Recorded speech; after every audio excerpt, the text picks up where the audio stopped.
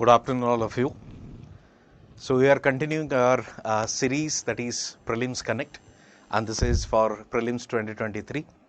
So let me start today's question. So this is the first question, and if I would tell you that today's theme, we have already continuing this banking in India, but today's sub-theme or the particular section, that is the Reserve Bank of India and its function. So let's see questions related to that, the RBI and its function. And the first question, in India, the central bank's function as the lender of last resort usually refers to which of the following? If you know the answer, you can simply answer it. First, lending to trade and industry bodies when they fail to borrow from other sources. This is the first statement. And the second one is providing liquidity to the banks having a temporary crisis. The third one, that is lending to governments to finance budgetary deficits. Here the key term is lender of last resort. The meaning is when these commercial banks, they face the shortage of liquidity and they cannot manage with themselves, they come to the Reserve Bank of India, or what we call the mother of all banks in India particularly. So if you see what is the meaning of that lender of last resort, the answer is obviously B, that is the second statement, providing liquidity to the banks having a temporary crisis. When we started discussing this banking in India, we have picked banking as a theme, and under that particular theme we have picked many sub themes or what we call the subtopics as well. Yesterday we discussed this inclusive growth, the types of bank, how government started these kind of banks to achieve the target of this inclusive growth, and today we are discussing the Reserve Bank of India and its function. So when you say Reserve Bank of India and its function, few terminologies are there which are significant or relevant. If you see the previous year question paper, they are asking it multiple times. So today's the first question is lender of last resort, and we discussed the second one or second statement is the answer. So answer is the B.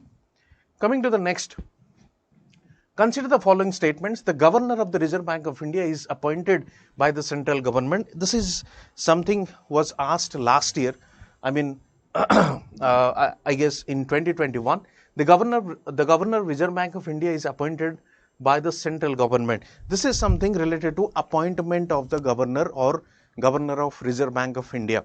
If you see during the COVID time and before that as well, there is a kind of dilemma or controversy between the government and the Reserve Bank of India about the monetary policy of our economy.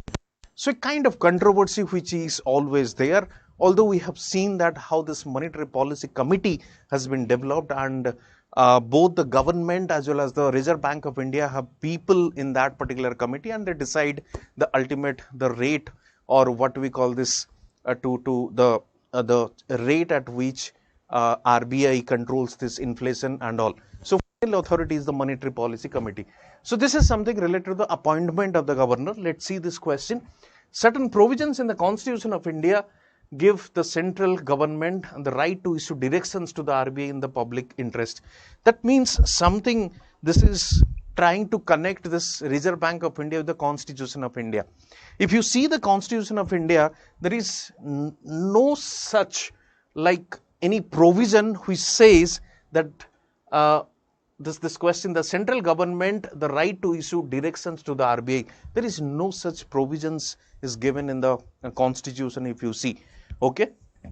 Only thing in the 1935 we see that this central bank or the RBI which was constituted, but apart from that there is no such or nothing we have seen in the Constitution which we have adopted after independence, that is something with this RBI and its government's power with respect to that. Okay.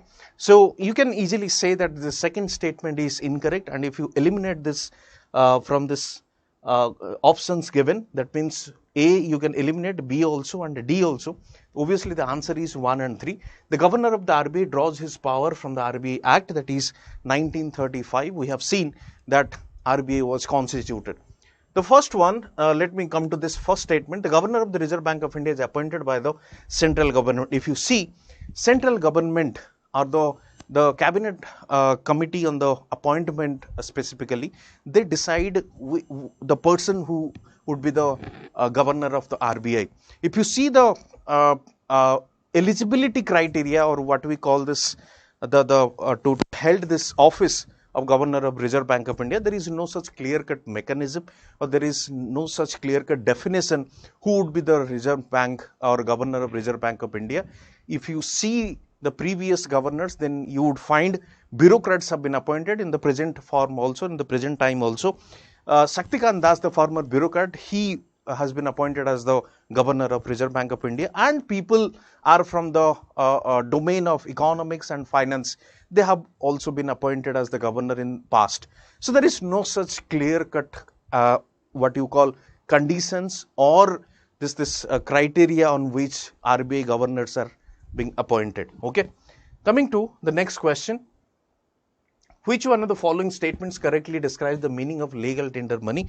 This is something related to money and money supply, but still this legal tender is something related to your RBI. Why this is related to RBI?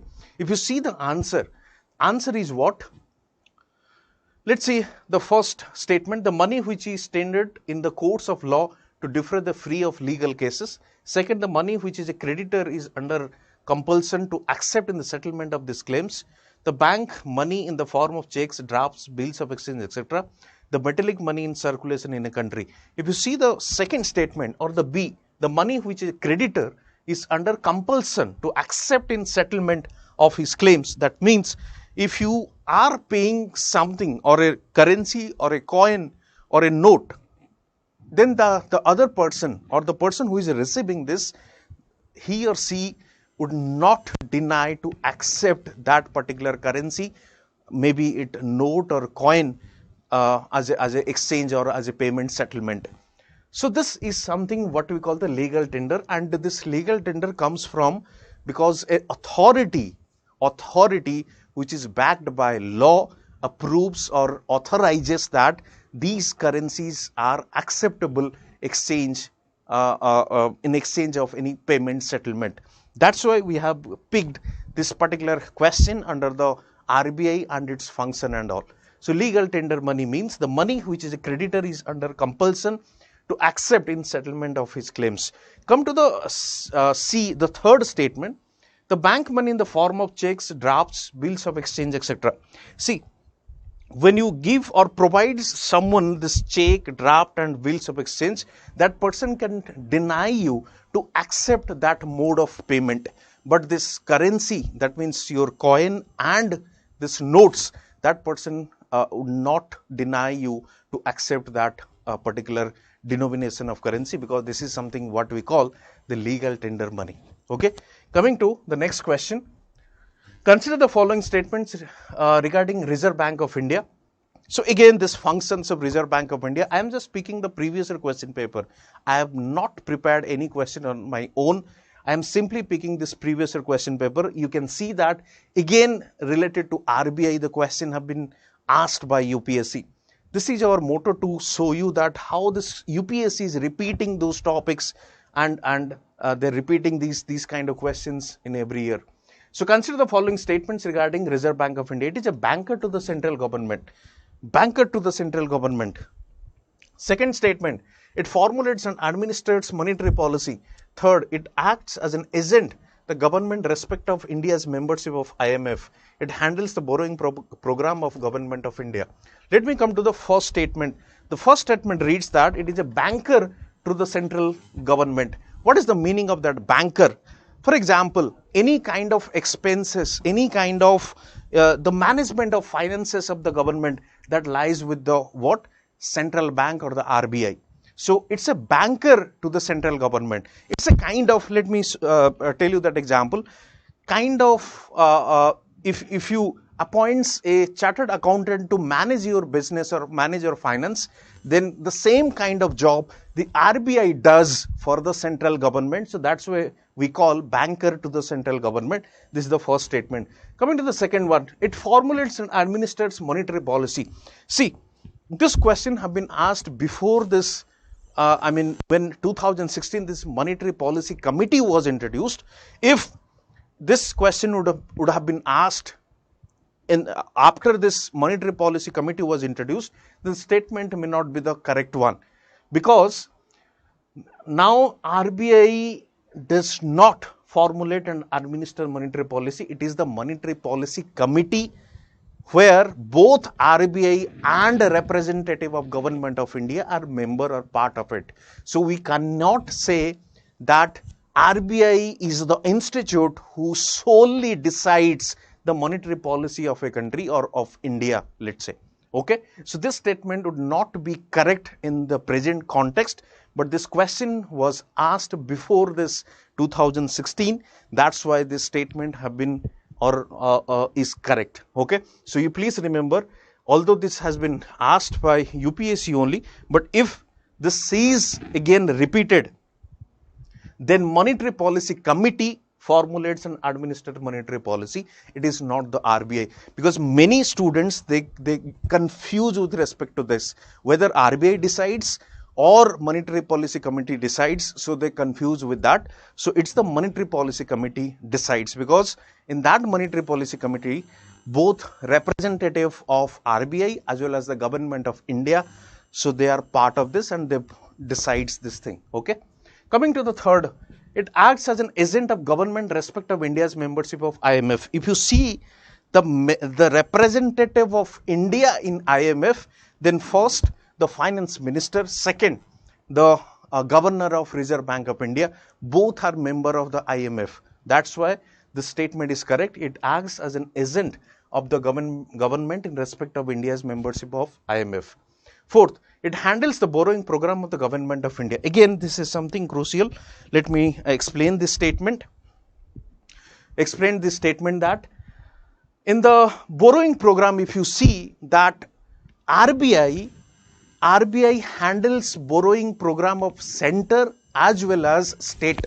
So if this comes in question or in the prelims paper, it only manages or handles borrowing program of central government. This is not the right statement.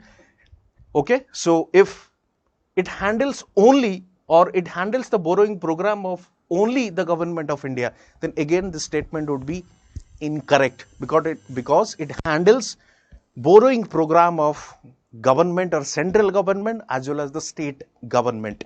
So that you have to remember. But as far as this question is concerned, fourth statement is also correct. Okay, so if you see, all those four statements are correct and answer is C. Okay, now coming to the next question, again this RBI acts as a banker's bank. This would imply which of the following? Here the first statement was like this: it is a banker to the central government, and this question is itself banker's bank. What is the meaning of that? Other bank retains their deposits with the RBI. The RBI lends funds to the commercial banks in the times of need. RBI advises the commercial banks on monetary matters. Now, see, if you see the first one, other bank retains their deposit with the RBI. Is it true or false? Obviously, this statement is true or correct, because commercial banks, they maintain certain amount with the RBI.